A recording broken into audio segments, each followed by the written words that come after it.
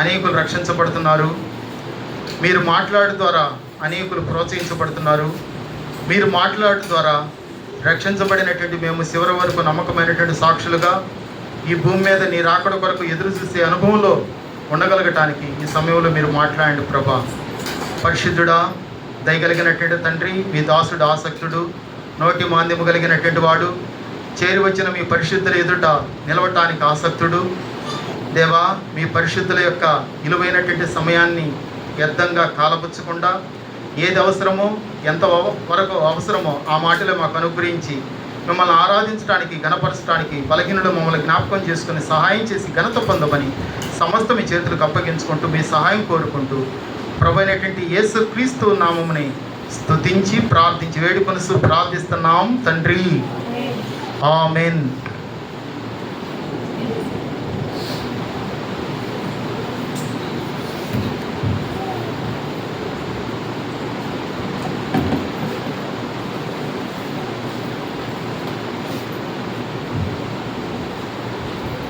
యెషయా గ్రంథం 53వ అధ్యాయం చదవండి. మనం జ్ఞాపకం చేసుకుంటూ వచ్చిన భాగాన్ని 5-6 వచనాలు. మన అతిక్రమ క్రియలను బట్టి అతడు గాయపరచబడిను, మన దోషములను బట్టి నలగొట్టబడిను, మన సమాధానార్థమైనటువంటి శిక్ష అతని మీద పడిను, అతడు పొందిన దెబ్బల చేత మనకు స్వస్థత కలుగుతున్నది. ఇక్కడ మనం జ్ఞాపకం చేసుకున్నటువంటి ఈ భాగం, నాకు బదులుగా ప్రభు అయినటువంటి యేసుక్రీస్తు ప్రభువారు ఆయన నా స్థానములో మరణించినటువంటి వాడుగా, నా స్థానములో శిక్ష అనుభవించినటువంటి వాడుగా అన్నటువంటి ఈ మాటలను బట్టి మనం జ్ఞాపకం చేసుకున్నటువంటి వారంగా ఉన్నాం. ఇక్కడ అంటున్నాడు కదా 5వ వచనం, మన అతిక్రమ క్రియలను బట్టి అతడు గాయపరచబడిను, మన దోషములను బట్టి నలగొట్టబడిను, మన సమాధానార్థమైనటువంటి శిక్ష అతని మీద పడిను, అతడు పొందిన దెబ్బల చేత మనకు స్వస్థత కలుగుతున్నది. సరా, ఇక్కడ జ్ఞాపకం చేయబడుతుంది. అది మన వ్యక్తిగతమైనటువంటి అనుభవంలో జ్ఞాపకం చేసుకుంటే మన అన్నటువంటి మాట అది బహువచనంగా జ్ఞాపకం చేయబడుతుంది, సమిష్టిగా. అయితే ఇక్కడ ఆరాధన వ్యక్తిగతమైనటువంటి అనుభవం. నీవు నేను ఆరాధించడానికి మనము వ్యక్తిగతమైనటువంటి అనుభవంలో ఆ మాటను మనం జ్ఞాపకం చేసుకోవాల్సినటువంటి వారం. మన అన్నటువంటి చోట నా అన్నటువంటి మాటను పెట్టుకుంటే స్పష్టంగా అక్కడ అర్థమవుతుంది. అదే మాటను నా అతిక్రమ క్రియలను బట్టి గాయపరచబడిను, నా దోషములను బట్టి అతడు నలగొట్టబడిను అన్నటువంటి విషయం జ్ఞాపకం. నీవు నేను వాస్తవంగా కలిగినటువంటి వారంగా ఉన్నాం. తలంపులు, ఆలోచనలు, ఉద్దేశాలు ఇవన్నీ కూడా పూర్తిగా ప్రభు యొక్క ఏర్పాటు కలిగినటువంటివి కానీ కాదు. ప్రభు యొక్క స్థాయి వేరు, నీ యొక్క నా యొక్క స్థానం కూడా వేరైనటువంటిది. పరిశుద్ధుడు ఘనుడైనటువంటి ఆ దేవునితో నీవు నేను సమాధాన పడవలసినటువంటి స్థితి. ఆయనతో నీవు నేను ఎట్లు సమీపించగలం? అక్కడ రాయబడుతుంది కదా, హెబ్రీయులకు రాసినటువంటి పత్రిక 7వ అధ్యాయం 26వ వచనం ఏముంది అక్కడ? పవిత్రుడు, నిర్దోషి, నిష్కల్మషుడు, పాపుల్లో చేరక ప్రత్యేకమైనటువంటి వాడుగా ఉన్నటువంటి స్థితి ఆయన యొక్క స్థాయి అది.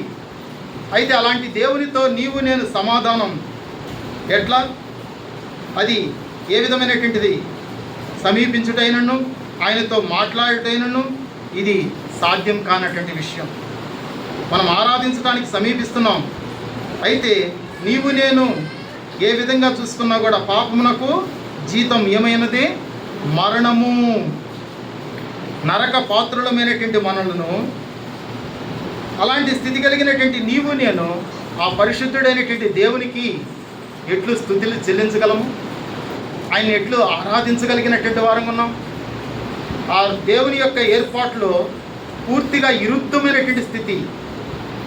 సమీపించటానికి కానీ ఆయన యొక్క ఏర్పాట్లో నీవు నేను ఆరాధించటానికి కానీ ఏమాత్రం కూడా అర్హత లేనటువంటిది. అందుకని అపాత్రులమైనటువంటి వారము. యోహాను సువార్త 1వ అధ్యాయము 16వ వచనం అక్కడ సెలవిస్తుంది. ఆ మాటను జ్ఞాపకం చేసుకుంటే ఈ సమయంలో చదవండి ఆ మాట. యోహాను సువార్త 1వ అధ్యాయము 16వ వచనం. ఆయన పరిపూర్ణతలో నుండి మనమందరము కృపయంబడి కృపను పొందినటువంటి వారంగా ఉన్నామన్నటువంటి మాట అక్కడ జ్ఞాపకం చేయబడింది. ఇక్కడ కృప అన్నటువంటి మాటను జ్ఞాపకం చేసుకుంటే ఏదైతే మనం పొందటానికి అనర్హులమో అది పొందేటట్టుగా చేయటమే కృప.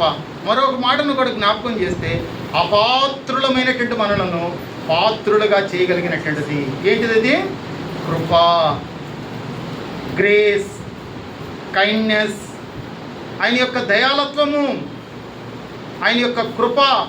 రెండో మాట ఆడ జ్ఞాపకం చేయబడుతుంది. 17వ వచనం ఏముందమ్మా అక్కడ?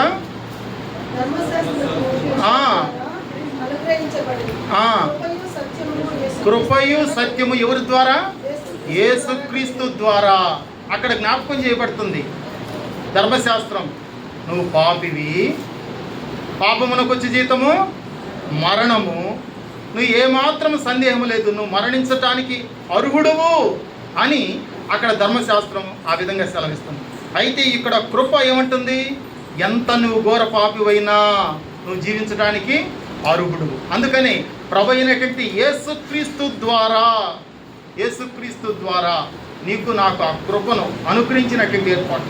అందుకని అలాంటి స్థితి ఆ స్థితి కలిగినటువంటి నిన్ను నన్ను ఆయన సమీపించడానికి, ఆయన ఆరాధించే అనుభవంలోకి నడిపించబడినటువంటి స్థితి, ఆయన చేసినటువంటి కార్యం ఇక్కడ జ్ఞాపకం చేయబడుతుంది. యెషయా గ్రంథం 53వ అధ్యాయం 5వ వచనం చదువమ్మా. గాయపరచబడిను, మన దోషములను బట్టి అతడు నలగొట్టబడిను, మన సమాధానార్థమైనటువంటి శిక్ష అన్నటువంటి మాటను జ్ఞాపకం. ఎట్లా, ఏ విధానంలో అర్థం చేసుకోగలం? వాస్తవంగా శిక్షకు, ఆ మరణానికి తగినటువంటి వారమైనటువంటి ఏర్పాటు ఉండగా ఇప్పుడు పరిశుద్ధుడైనటువంటి దేవుణ్ణి సమీపించడానికి ఏంటి కారణం? అందుకే రోమీయులకు రాసినటువంటి పత్రిక 4వ అధ్యాయము 25వ వచనం అక్కడ రాయబడింది. చదవండి, చదువమ్మా. రోమీయులకు రాసినటువంటి పత్రిక 4వ అధ్యాయం 25వ వచనం. ఆయన మన అపరాధముల నిమిత్తము అప్పగింపబడి మనలను నీతిమంతులుగా, మన నీతిమంతులమా? కాదు. అయితే నా అపరాధముల నిమిత్తము ఆయన అప్పగించబడినటువంటి వాడుగా. ఇప్పుడు అప్పగించబడినటువంటి ప్రభు ఏంటి కారణం? ఆయన శిక్ష పొందవలసినటువంటి వాడేనా? ఆయన పాపం కలిగినటువంటి వాడుగా ఉన్నాడా? ఆ శిక్షకు ఆయన పాత్రుడా అని జ్ఞాపకం చేసుకుంటే ఆయన కాదే. ఆయన యొక్క స్థితి ఒకసారి జ్ఞాపకం చేసుకుంటే ఇక్కడ రాయబడుతుంది. యోహాను సువార్త ఆయన అంటున్నాడు 8వ అధ్యాయము 46వ వచనం చదువుమా.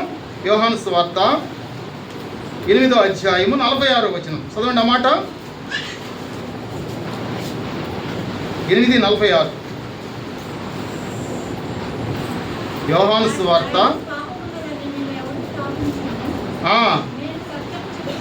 అంటున్నాడు అక్కడ 46 ఏమంటున్నాడమ్మా? నాయందు పాపమున్నదని. చూసారా, ప్రభువే సెలవిస్తున్నటువంటి మాట. తర్వాత చూడండి, 2వ కొరింథీయులకు రాసినటువంటి పత్రిక 5వ అధ్యాయము 21వ వచనం కూడా. 2వ కొరింథీయులకు రాసినటువంటి పత్రిక 5వ అధ్యాయము 21వ వచనం కూడా చదువమ్మా. దేవుని నీతి అగునట్లు పాపం ఎరుగనటువంటి ఆయనను మన కోసం పాపముగా చేసినటువంటి, పాపం ఎరగనటువంటి వాడు ఆయన. పాపము లేదు, ఆయనే పాపాత్ముడు కాదు. అయితే మరణము కలిగినటువంటి వారము, పాపం కలిగినటువంటి వారం మనము. అయితే అక్కడ ఉన్నాడు కదా, రోమీయులకు రాసినటువంటి పత్రిక 4వ అధ్యాయం 25వ వచనంలో ఏమన్నాడు? ఆయన మన అపరాధముల నిమిత్తము. చూసారా, మనం కలిగినటువంటి వారంగా ఉన్నాం. ఇంక రెండో మాట కూడా అది జ్ఞాపకం చేయబడితే 1 పేతురు 2:22 చదవండి. మొదటి పేతురు 2వ అధ్యాయము 22వ వచనం కూడా.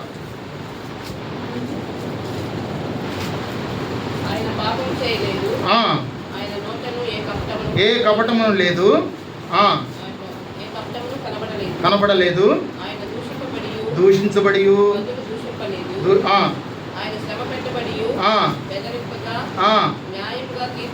న్యాయముగా తీర్పు తీర్చు అప్పగించుకున్నాను, చనిపోయి నీతి విషయమై జీవించినట్లు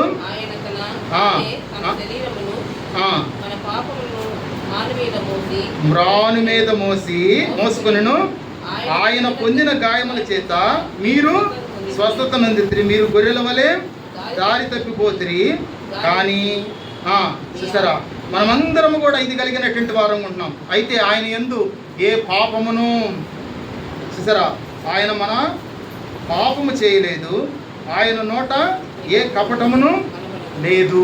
చూసారా, పాపము లేనటువంటి, కపటము లేనటువంటి, పాపరహితుడైనటువంటి ప్రభు నా నిమిత్తమై అప్పగించబడినటువంటి వాడిగా మన అతిక్రమ, మన దోషములు, మన అపరాధములు, మన గాయములు సమస్తాన్ని బట్టి ఆయన గాయపరచబడినటువంటి స్థితి. మనమందరము 6వ వచనం జ్ఞాపకం చేస్తే యెషయా గ్రంథం 53 6వ వచనం ఏముంది అక్కడ? చదువుమ్మా. యెషయా గ్రంథం 53. ప్రతివాడును తనకి ఇష్టమైనటువంటి సరైనటువంటి మార్గం కాదు, ప్రీతికరమైనటువంటి సరైనటువంటి మార్గం కాదు, కానీ మనకి ఇష్టమైనటువంటి స్థితి, మన స్థితిని అనుసరించి ఆ విధంగా ప్రవర్తించినటువంటి వారం ఉన్నాం. దాన్ని బట్టి శిక్ష, దాన్ని బట్టి మరణము, దాన్ని బట్టి ఉగ్రత మనం పొందవలసినటువంటి వారం ఉండగా మనకు బదులుగా మన స్థానంలోకి ప్రభువు ఆ విధంగా గాయపరచబడటానికి ఇష్టపడినటువంటి వాడుగా ఉన్నాడు. ఆయన నీతిమంతుడు, ఏ పాపము లేదు ఆయన నోటను, ఏ కపటమును, ఏ దోషమును, ఏ అపరాధమును కానరానటువంటి పవిత్రుడైనటువంటి ఇబ్రీలు రాసినటువంటి పత్రిక 7వ అధ్యాయం 26వ వచనం ప్రకారంగా ఆయన పవిత్రుడు, ఆయన నిర్దోషి, ఆయన నిష్కల్మషుడు, పాపము లేనటువంటి వాడిగా ఉన్నటువంటి స్థితి అక్కడ జ్ఞాపకం చేయబడుతుంది. అలాంటి స్థితి నీవు నేను పొందటానికి ఆయన నీ కొరకు, నా కొరకు, నా స్థానంలోకి ఆ సమస్తాన్ని అప్పగించుకున్నటువంటి వాడుగా ఉన్నాడు. ఇది మొదటిది. అయితే రెండవదిగా అక్కడ జ్ఞాపకం చేయబడుతుంది, నిన్ను నన్ను నీతిమంతులుగా అన్నటువంటి ఏర్పాటు. ఎక్కడ? రోమిలకు రాసినటువంటి పత్రిక 4వ అధ్యాయం 25వ వచనం ఏముంది అక్కడ? మన అపరాధముల నిమిత్తము ఆయన అప్పగించబడి మనలను నీతిమంతులుగా తీర్చబడటానికి. ఎట్లా అది దాన్ని ఏ విధానంలో అర్థం చేసుకోగలిగినటువంటి వారం ఉన్నాం. చూడండి, రోమిలకు రాసిన యెషయా గ్రంథం 61వ అధ్యాయము 10వ వచనం. 61:10.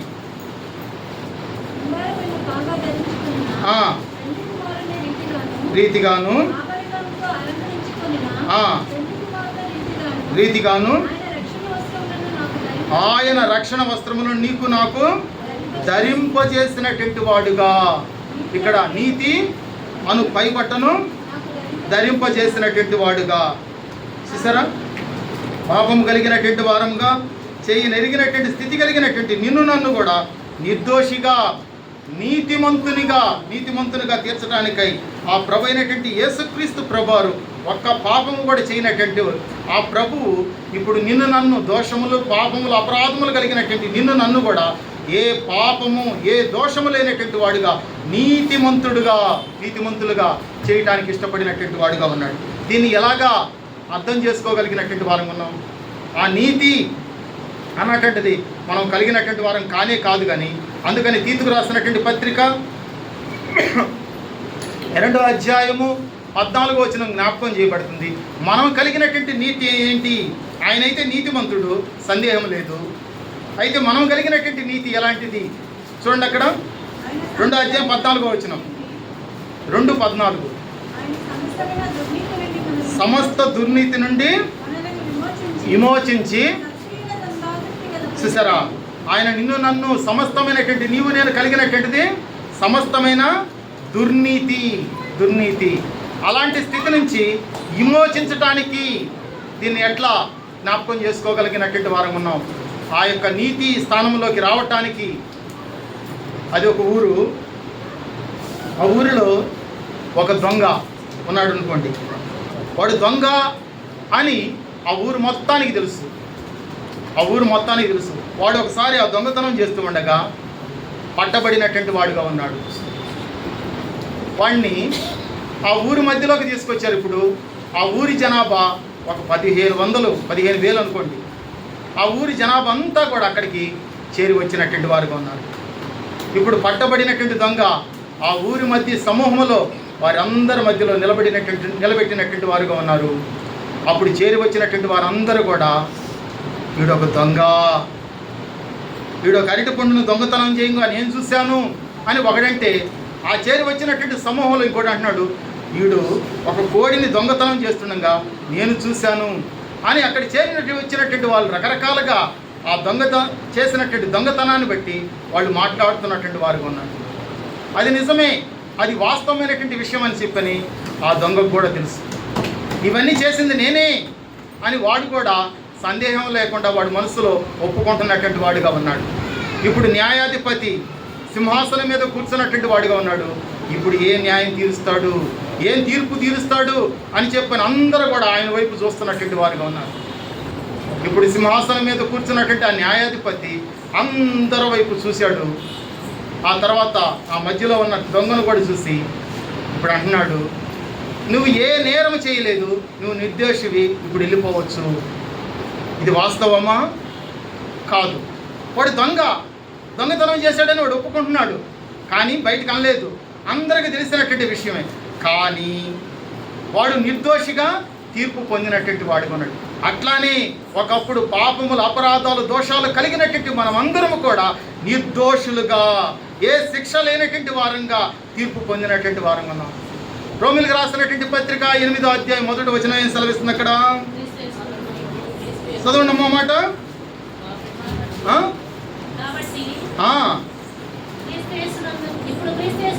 ఇప్పుడు క్రీస్తు యేసునందున్న వారికి ఏ శిక్షల విధి లేదంట. చూసారు ఎలాంటి ఏర్పాటు ఇది? వాస్తవంగా మనం ఎవరమే? పాపులము, దోషులము, శిక్షకు తగినటువంటి వారం. అయితే అక్కడ రోమిలకు రాసినటువంటి పత్రిక 4:25 ప్రకారంగా మన అపరాధములు ఆయన పొందినటువంటి వాడిగా ఉన్నాడు, నీతిమంతులుగా తీర్చినటువంటి వాడిగా ఉన్నాడు. క్రీస్తు యేసులోకి శిక్షా విధి లేకుండా ఆయన రక్షణ, ఆయన నీతి అని పైబట్టిన సమస్తం కూడా ధరింపజేయటానికి ఇష్టపడినటువంటి వాడుగా ఉన్నాడు. చూసారా? అదే జ్ఞాపకం చేయబడుతుంది. చూడండి, 1 కొరింథీయులకు రాసినటువంటి పత్రిక 4వ అధ్యాయం. వాస్తవంగా మన స్థితి అది కాదు. మనమైతే సమస్తం కలిగినటువంటి ఏర్పాటు అక్కడ రాయబడింది కదా. 1 కొరింథీయులకు రాసినటువంటి పత్రిక 4వ అధ్యాయము 13వ వచనం చదువుము. లోకమునకు మురికిగాను అందరికి పెంటగాను ఎంచబడినటువంటి మన స్థితిని అక్కడ జ్ఞాపకం చేస్తున్నటువంటి వాడు. రోమిలకు రాసినటువంటి పత్రిక 3వ అధ్యాయం 11వ వచనం కూడా 11 కూడా చదవండి. 3:11 చదువమ్మా. రోమిలకు రాసినటువంటి పత్రిక 3వ అధ్యాయం 11వ వచనం కూడా. ఏమ్మా? నీతిమంతుడు లేడు, ఒక్కడును లేడు, గ్రహించువాడుని ఎవడను లేడు, దేవుని ఎదుగువాడుని ఎవడను లేడు, అందరూ త్రోవ తప్పి ఏకముగా పనికి మాలినటువంటి వారు. చూసారా ఎలాంటి స్థితి? నీవు నేను కలిగినటువంటి వాస్తవమైనటువంటి యథార్థకమైనటువంటి స్థితి అదే ఉన్నది. అదే 1 కొరింథీయులకు రాసినటువంటి పత్రిక 12వ అధ్యాయం 2వ వచనం కూడా చదువుము.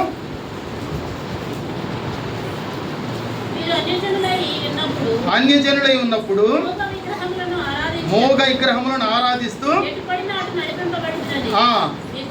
మీకు తెలియను. చూసారా? మోగ విగ్రహములను, ఆ మోగ సంబంధమైనటువంటి విగ్రహ సంబంధమైనటువంటిది ఏంటి అసలు అన్నటువంటి విషయాన్ని జ్ఞాపకం చేసుకుంటే హబక్కూకు రాసినటువంటి పత్రిక 2వ అధ్యాయము 18వ వచనం. హబక్కూకు రాసినటువంటి పత్రిక 2వ అధ్యాయము 14వ వచనం చదువు. 18వ వచనం 2:18. ఏది?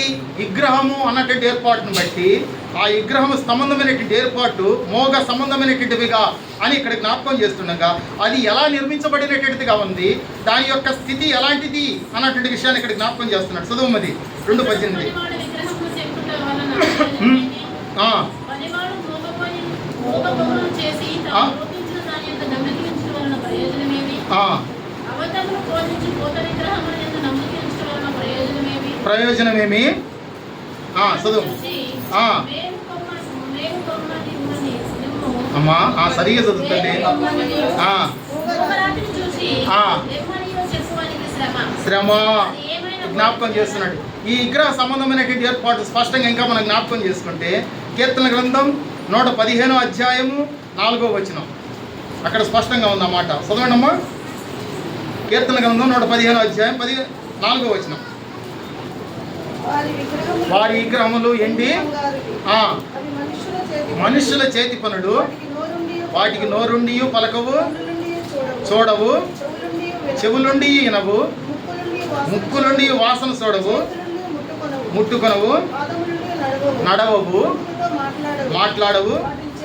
వాటిని చేయవారును వాటి యందు ఏది లోకమునకు మురికి పెంటగా ఉన్నటువంటి సంబంధమైనటువంటి ఏర్పాట్లుగా ఉండగా, మీరు అన్యజనులైనటువంటి ఏర్పాట్లు ఉండగా మీరు అర్పిస్తున్నటువంటి ఏంటివి అన్నటువంటి విషయాన్ని అక్కడ జ్ఞాపకం చేస్తున్నటువంటి వాడిగా ఉన్నాడు. అదే గలతీయులకు రాసినటువంటి పత్రిక 4వ అధ్యాయం 8వ వచనం కూడా చదువమ్మా. 4:8 గలతీయులకు రాసినటువంటి పత్రిక 4వ అధ్యాయం 8వ వచనం. దేవుని ఎరగని వారై నిజమునకు దేవుళ్ళు కాని వారికి దాసులై ఉంటిరి, ఎరిగిన వారై విశేషముగా. ఎలాంటి స్థితిని ఇక్కడ జ్ఞాపకం చేస్తున్నాయంటే, ఒకప్పుడు నీ యొక్క పూర్వస్థితి అన్యజనులైనటువంటి ఏర్పాట్లు ఉండగా నువ్వు ఆరాధిస్తున్నటువంటిది ఏదైతే ఉంటుందో ఆ విగ్రహ సంబంధమైనటువంటి ఏర్పాటును బట్టి ఇక్కడ జ్ఞాపకం చేస్తున్నటువంటి వాడిగా ఉన్నాడు. అది ఎలాంటిది అని జ్ఞాపకం చేస్తే వారితో అన్నాడు. ఎపిసోడ్కి రాస్తున్నటువంటి పత్రిక 2వ అధ్యాయము 3వ వచనం జ్ఞాపకం చేస్తున్నాడు ఇక్కడ. చదువు. ఎపిసోడ్కి రాసినటువంటి పత్రిక 2వ అధ్యాయం 3వ వచనం. వారితో కలిసి చదువు. మనమందరము శరీరము యొక్కయు మనసు యొక్కయు కోరికలు నెరవేర్చుకొనుసు మనం శరీరాశలను అనుసరించి మునుపు ప్రవర్తించు కడమ వారి వలనే స్వభావ సిద్ధముగా దైవోగ్రతకు పాత్రులమై ఉంటిమి. యుగ్రతకు, ప్రేమకు కాదండి. అక్కడ జ్ఞాపకం చేశాడు. యోహాను సువార్త 1వ అధ్యాయం 16వ వచనం. ఆయన యొక్క పరిపూర్ణతలో నుండి అన్నటువంటి ఏర్పాటును బట్టి జ్ఞాపకం చేస్తున్నాడు. ఈ పరిపూర్ణతలోకి రాకమునకు నీవు నేను ఆ ధర్మశాస్త్ర సంబంధమైనటువంటి ఏర్పాటు కలిగినటువంటి వారంగా, అదే సమయంలో ఇక్కడ అపరాధములు, దోషములు, అతిక్రమములు సమస్తం కలిగినటువంటి ఏర్పాటు అయి ఉండగా, నీవు నేను విగ్రహ సంబంధమైనటువంటి ఏర్పాట్లో ఉండగా, లోకం యొక్క ఏర్పాట్లో నీవు నేను కలిసినటువంటి వారంగా వారితో కలిసి అన్నటువంటి మాటను అక్కడ జ్ఞాపకం చేస్తున్నాడు. వారితో కలిసి మనమందరము శరీరం యొక్కయు మనసు యొక్కయు కోరికలు నెరవేర్చుకొనుసు దేవుని యొక్క ఉగ్రతకు పాత్రులమైనటువంటి స్థితి, అలాంటిది జ్ఞాపకం చేస్తున్నటువంటి వాడిగా ఉన్నాడు. చూసారా, ఈ విగ్రహ సంబంధమైనటువంటి ఏర్పాటు కలిగి నీవు నేను కలిగినటువంటి స్థితిని అక్కడ జ్ఞాపకం చేస్తుండగా, ఆ నీతి అన్నటువంటి ఏర్పాటులోకి రాకమునకు నీవు నేను కలిగినటువంటిదిగా రోమిలకు రాసినటువంటి పత్రిక 5వ అధ్యాయం 3వ వచనం జ్ఞాపకం చేస్తూ ఉంది. 10వ వచనం శత్రువులమైనటువంటి స్థితి అన్నటువంటి జ్ఞాపకం చేస్తున్నాడు. ఇంకా ఎపిసోడ్కి రాసినటువంటి పత్రిక 2వ అధ్యాయము 12వ వచనం ఆడ జ్ఞాపకం చేస్తే, ఇశ్రాయేలుతో సహపౌరులం కాదు, వాగ్దాన నిబంధన లేనటువంటి వారము, నిరీక్షణ లేనటువంటి వారంగా ఉండగా 13వ వచనంలోకి వచ్చేటప్పటికి దూరస్థలముగా ఉన్నటువంటి స్థితిని అక్కడ జ్ఞాపకం చేస్తున్నటువంటి వాడు ఉన్నాడు. ఏది ఈ లోకం యొక్క ఏర్పాట్లో ఉండగా ఆ మునుపటి స్థితిని అన్నటువంటి ఏర్పాటును బట్టి జ్ఞాపకం చేస్తూ ఉండగా, ఆయన నా నిమిత్తమై మన అతిక్రమములు, మన దోషములు, మన పాపములు సమస్తం ఏ అయితే ఉంటుందో అవి పొందటానికి ఇష్టపడినటువంటి దేవుడు నన్ను నీతిమంతుడిగా చేయటానికి ఇష్టపడినటువంటి వాడి ఉండగా, ఆ నీతిమంతుడు కాకమునకు నీవు నేను వాస్తవంగా ఎలాంటి వారం అంటే దిగంబరులము, వస్త్రహీనత కలిగినటువంటి వారంగా ఉన్నాం. అలాంటి స్థితిలో ఉండగా ఆదికాండము 3వ అధ్యాయం 7-10 వచనంలో జ్ఞాపకం చేస్తే దిగంబరత్వమును అక్కడ జ్ఞాపకం చేస్తున్నటువంటి అలాంటి స్థితిలో ఉన్నటువంటి నన్ను ఇప్పుడు రక్షణ, నీతి అను పైబట్టతో అలంకరించటానికి ఇష్టపడినటువంటి వాడు. వాస్తవంగా అయితే శత్రుత్వం కలిగినటువంటి వారంగా ఉన్నాం, పాపములు, అపరాధములు, దోషములు కలిగినటువంటి వారంగా ఉన్నాం. ఇంకా ఎపిసోడ్కి రాసినటువంటి పత్రిక 2వ అధ్యాయం 1వ వచనం జ్ఞాపకం చేస్తే సచ్చినటువంటి స్థితి అని జ్ఞాపకం చేస్తున్నటువంటి వాడుగా ఉన్నాడు. ఇది నీవు నేను వాస్తవమైనటువంటి యథార్థమైనటువంటి స్థితి కలిగినటువంటి వారు ఉన్నాం. ఇలాంటి స్థితిలో ఉన్నటువంటి నిన్ను జ్ఞాపకం చేసుకుంటూ వచ్చినాడు. ఆయన ప్రేమించినటువంటి వాడుగా ఉన్నాడు. నీతిమంతులుగా చేయడానికి ఇష్టపడినటువంటి వాడుగా ఉన్నాడు. అదే సమయంలో దిగంబరులైనటువంటి నీకు నాకు వస్త్రము 61:10 జ్ఞాపకం చేసిన ఏర్పాటును బట్టి రక్షణ నీతి అను పైబట్టును ఆయన ధరింపజేసినటువంటి వాడుగా ఉన్నాడు. లేకుంటే ఆయన సమీపించడానికి కూడా ఏ మాత్రం కూడా అర్హత లేనటువంటి వారమే. ఒక రాజు ఉన్నాడు. ఆ రాజు గొప్ప విందు ఏర్పాటు చేసినటువంటి వాడుగా ఉన్నాడు. ఆ ఇందుకు కూడా ఒక బీదవాడు, వస్త్రాలు సరిగా లేనటువంటి వాడు, ఆ యొక్క సింపిరి జుట్టు, ఆ సినిగిపోయినటువంటి, ఆ మాసినటువంటి సమస్తమైనటువంటి ఏర్పాట్లో ఉన్నటువంటి ఈ దరిద్రుడు కూడా ఆ ఇందులో పాలు గుంపులు పొందటానికి ప్రవేశిస్తున్నటువంటి వాడు ఉన్నాడు. ఆ గేటు వద్ద కాపలా ఉన్నటువంటి వారు చూసి వాడి మీద అసహ్యపడినటువంటి వారుగా ఉన్నారు. వాడిని తృణీకరించినటువంటి వారుగా ఉన్నాడు. దూరంగా వాడిని నెట్టివేసినటువంటి వారుగా ఉన్నాడు. వారు దూరంగా పారిపోతున్నటువంటి స్థితి. అక్కడ ఈ విందును ఏర్పాటు చేసినటువంటి ఆ రాజు తన యొక్క అంతఃపురములో ఉండి ఈ దృశ్యాన్ని చూస్తున్నటువంటి వాడుగా ఉన్నాడు.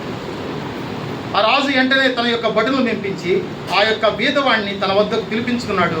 పిలిపించుకున్నటువంటి ఆ బీదవానికి తన వద్ద ఉన్నటువంటి అతి శ్రేష్టమైనటువంటి ఒక వస్త్రాన్ని వాడికి ధరింపజేసినటువంటి వాడికి ధరింపజేసి, ఇప్పుడు నువ్వు వెళ్ళొచ్చు ఇందులోకి. అయ్యా, నేను ఆ యొక్క ప్రహరీ ఆ గేటు వద్దకు పోగానే వాళ్ళంతా నన్ను తృణీకరించారు, నెట్టివేశారు, కొట్టడానికి కూడా ముందుకు వచ్చినారయ్య అంటే, ఇప్పుడేం పర్వాలేదు, నువ్వు సునాయాసంగా నువ్వు లోపలికి ప్రవేశిస్తావు. వాళ్ళు నిన్ను ఎంతో గౌరవిస్తారు, నిన్ను సన్మానిస్తారు, నీకు మన్నన చేస్తారు అన్నటువంటి ధైర్యం అతనికి చెప్పి అతన్ని సాగనంపినటువంటి వాడు. అయితే ఈ బీదవాడు భయపడుతూ వంగి ఇప్పుడు మరలా ఏమైనా కొడతారేమో, ఇందాక కొట్టలేదు, ఇప్పుడు నిజంగా కొడతారేమో అన్నటువంటి భయానికి లోనవుతూ వాడు చిన్నగా అడుగులో అడుగేసుకుంటూ ఆ యొక్క గేటు దగ్గరికి రాగానే అప్పుడు దాకా ఈయన వైపే చూస్తున్నటువంటి ఆ కూర్చున్నటువంటి ఆ ఇద్దరు ఆ ప్రహరీ ఆ యొక్క గేటు దగ్గర ఉన్నటువంటి ఆ సైనికులు లేచి నిలబడి వీరికి సెల్యూట్ చేస్తున్నటువంటి వారు, అయ్యా లోపలికి రండి అని సాధారణంగా ఒక ధనవంతుడిని, గౌరవవంతుని, ఒక సన్మానించగలిగినటువంటి వ్యక్తిని లోపలకు మన్ననతో కూడిన ఏర్పాటును బట్టి ఆహ్వానించినటువంటి విధానంలో గౌరవంతో లోపలికి ఆహ్వానించినటువంటి వాడు. ఇందాకటి వ్యక్తే కదా, ఇందాక వాడు అదే రీతిలో వచ్చాడు, అయితే వాడిని ఎవరు గౌరవించలేదు, తోలనాడినటువంటి వారుగా ఉన్నారు, తృణీకరించినటువంటి వారుగా ఉన్నారు. ఇప్పుడైతే వాడిని సాధారణంగా లోపలికి ఆహ్వానించినటువంటి వారుగా ఉన్నారు. దేన్ని బట్టి అంటే వాడు ధరించిన వస్త్రాన్ని బట్టి. చూసారా, అదే రీతిలో దేవుని వద్దకు ఒకప్పుడు సమీపించడానికి కూడా అనర్హులము. దేవునితో సమాధానం కలగలేనటువంటి స్థితి కలిగినటువంటి నీకు నాకు ఆయన ఏం ధరింపజేశాడంట? రక్షణ నీతి అను పైబట్టలను ధరింపజేసినటువంటి వాడుగా ఎంత గొప్ప భాగ్యాన్ని నీకు నాకు ఇవ్వటానికి ఇష్టపడినటువంటి వాడుగా ఉన్నాడు. వాస్తవంగా చేస్తే ఈ ఉత్తర ఇండియా అన్నటువంటి ఈ ప్రాంతంలో కనుక జ్ఞాపకం చేసుకుంటే కొన్ని ప్రాంతాల్లో ఎప్పటికీ కూడా ఆ ఆచారం నేటికి కూడా ఉన్నటువంటి స్థితి. తల్లిదండ్రుల దగ్గర ఉన్నటువంటి ఆ కుమార్తె పెళ్ళి అన్నటువంటి ఏర్పాటును బట్టి, నిర్ణయించిన స్థితిని బట్టి అప్పుడు దాకా తల్లిదండ్రులు ఇచ్చినటువంటి వస్త్రాలే, తల్లిదండ్రులు ఇచ్చినటువంటి ఆ ఆభరణాలే ధరించేదిగా ఉంటుంది. అయితే పెళ్ళి అయిన తర్వాత అప్పటిదాకా ధరించినటువంటి ఆ వస్త్రాలు ఇక ధరించేదిగా ఉండదు. తర్వాత ఆ పెళ్లి కుమారుడు ఇచ్చినటువంటి వస్త్రాలే, ఆ పెళ్లి కుమారుడు ఇస్తున్నటువంటి ఆభరణాలే ధరించే ఆనవాయితీ. నీకు నాకు పరమ ఆ ఇచ్చినటువంటి ఏర్పాటును బట్టి ఆ వస్త్రం, ఆ యొక్క ఆభరణాలు సమస్తం ధరించడానికి ఇష్టపడినటువంటి వాడుగా నీకు నాకు ఈ ఆధిక్యతను ఇచ్చినటువంటి వాడుగా. అందుకని అంటున్నాడు, ఇప్పుడు క్రీస్తు యేసునందున్న వారికి ఏ శిక్షా విధియు లేనటువంటి స్థితి. ఎంత గొప్ప భాగ్యాన్ని ఆయన నీకు నాకు ఇవ్వటానికి ఇష్టపడినటువంటి వాడుగా ఉన్నాడు. వాస్తవంగా ఒకనాటి నా యొక్క బాల్య స్థితిని నేను కనుక జ్ఞాపకం చేసుకుంటే, నా చిన్నప్పుడు 4, 5, 6 తరగతులు జరిగే ఆ ప్రాయంలో చూసుకుంటే ఆరు బయట ఆడుకుంటున్నటువంటి స్థితిని బట్టి ఆ ఇసుక మట్టి తల నిండా మురికి, నా ముఖం నిండా అదంతా కూడా నింపబడినటువంటి ఏర్పాటు అయి ఉన్నట్టు. అలాంటి స్థితిలో నా పక్కనే ఉన్నటువంటి ఒక పిల్లవాడిని నా ఇంటికి తీసుకొని పోయినాను అనుకోండి.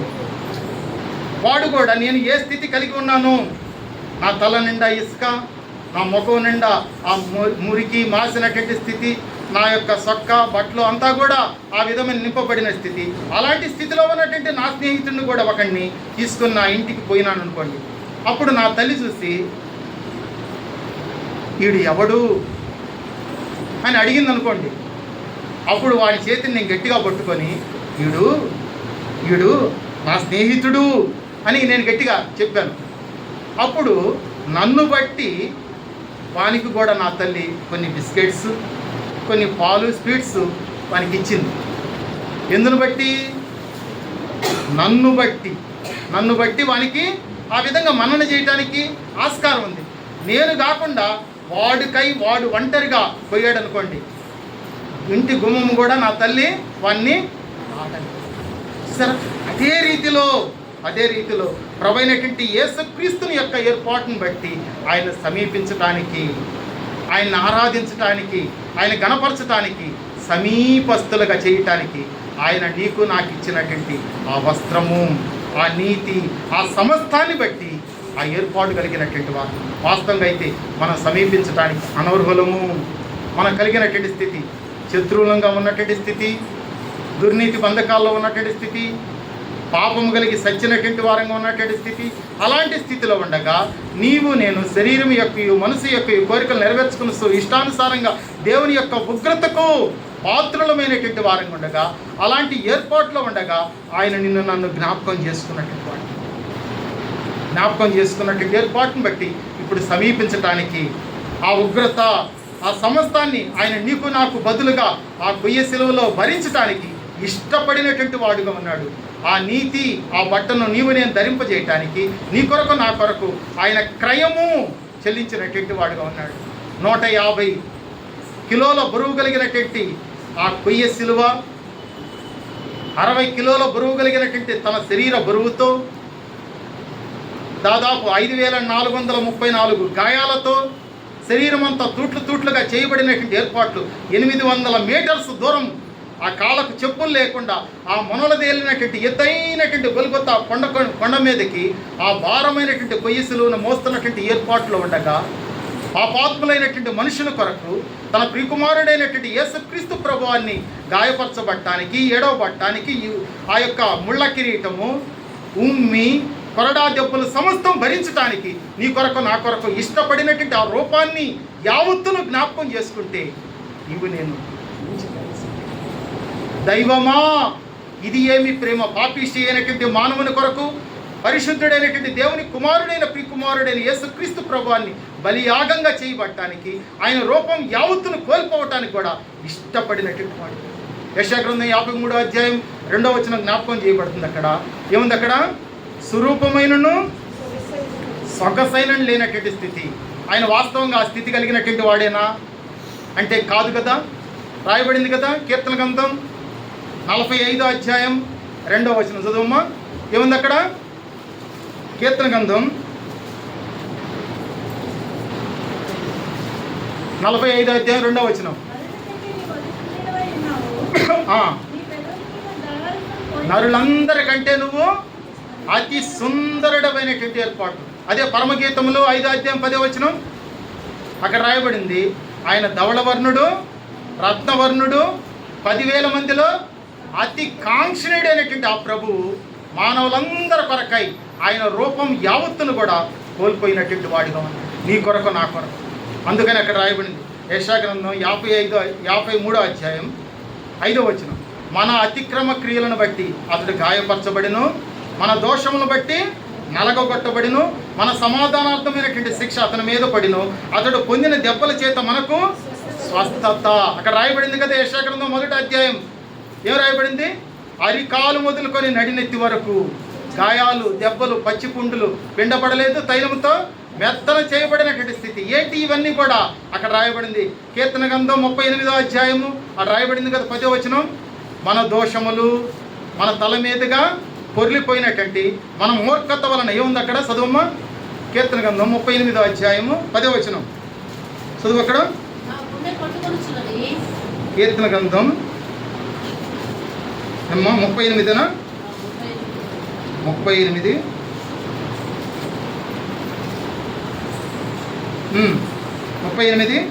3వ వచనం 4వ వచనం చదువు. నా పాపమును బట్టి నా ఎముకలలో చదువమ్మా. నా దోషములు నా తల మీదుగా పొర్లిపోయినవి, మోయలేని బరువు వలె నా మీద మోపబడి ఉన్నవి. నా మూర్ఖత వలన కలిగిన నా గాయములు దుర్వాసన గలవై. చూసారా, గాయములు నీవు నేను కలిగినటువంటి వీటికన్నిటికి కూడా ఆయన పొందిన గాయముల చేత, ఆయన పొందిన దెబ్బల చేత, ఆయన అవమానపరచబట్టానికి, ఏడవబట్టానికి, కొట్టబట్టానికి, ఆయన రూపం యావత్తును కోల్పోవటానికి ఇష్టపడినటువంటి స్థితిని అక్కడ జ్ఞాపకం చేశాడు. నీ కొరకు నా కొరకు ఈనాడు ఉదయకాలం చేరి వచ్చి నువ్వు ఆరాధించడానికి సునాయాసంగా దేవా నేను పాపిని అన్నటువంటి ఏర్పాటును బట్టి కాదు, కానీ నీ యొక్క స్థితి నిజమైనటువంటి వాస్తవమైన యథార్థకమైనటువంటి స్థితి, ఆ బలీయమైనటువంటిది ఆయన రూపం యావత్తును కోల్పోయింది. నీ కొరకు నా కొరకు ఆయన రూపం కూడా కోల్పోవటానికి ఇష్టపడినటువంటి వాడు ఉన్నాడు.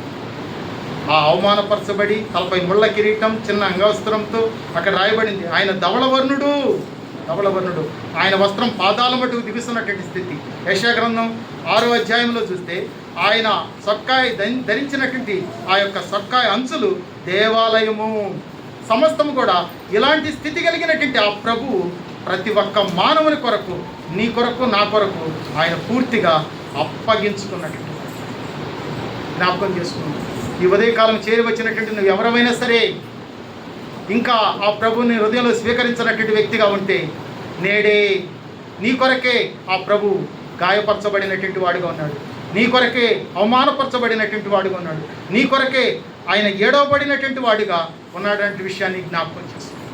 చేరి వచ్చినటువంటి మన కొరకు ఆ ప్రభు చేసిన బలియాగాన్ని బట్టి నీవు నేను ఉదయకాలం ఆరాధించడానికి ప్రభు చేసిన కార్యం, ఆయన పరిపూర్ణత అన్నటువంటి ఏర్పాటును బట్టి జ్ఞాపకం చేస్తే ధర్మశాస్త్ర ప్రకారంగా అయితే మనం సమీపించడానికి కూడా అనర్హులమే. అలాంటి స్థితి కలిగినటువంటి నిన్ను నన్ను సమీపస్తులుగా చేసినటువంటి వాడుగా ఉన్నాడు. ఆరాధించడానికి ఆయన యొక్క ఏర్పాటులో నీకు నాకు బదులుగా శిక్షను భరించినటువంటి ఏర్పాటును బట్టి, అంతేకాదు కానీ ఆయన రక్షణ, ఆయన నీతి సమస్తాన్ని బట్టి ఇప్పుడు క్రీస్తు యేసునందున్న వారికి ఏ శిక్షావిధి లేకుండా చేసిన ఏర్పాటును బట్టి ఆ ప్రభువుని ఇప్పుడు ఉదయకాలం ఆరాధించడానికి మనము సిద్ధపడేవారు. చివరిగా ఆ భాగాన్ని జ్ఞాపకం చేసుకుని మనం ఆరాధించే వరం ఉన్నాం. యోహాను సువార్త 4వ అధ్యాయము ఆ మాటను జ్ఞాపకం చేసుకుని మనం ఆరాధనలకు ప్రవేశించే వరం. రండి, యోహాను సువార్త 4వ అధ్యాయము 24వ వచనం.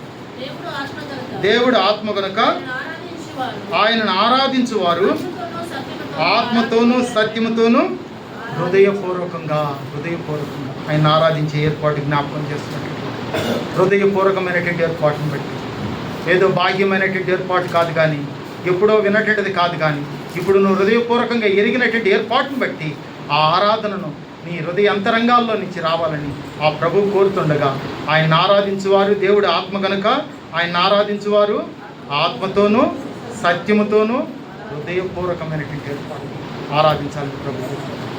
సరే, సండే స్కూల్ ఉంది కదా, మనం లేచి నిలబడి ఒక పాట పాడుకునే వారం ఉందాం. ఆ సమయంలో సండే స్కూల్ పిల్లలు సండే స్కూల్కి రండి.